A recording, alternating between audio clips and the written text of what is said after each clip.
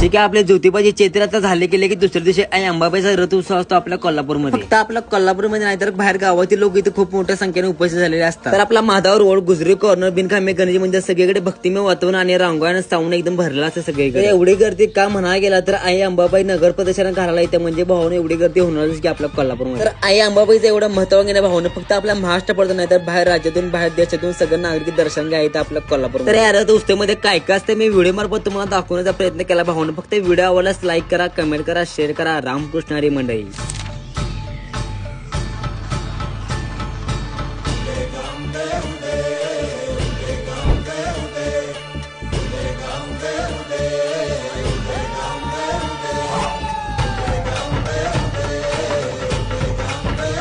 होऊ दे सर्व दिशी मंगळ, चढवितो रात्रंदिन संबळ.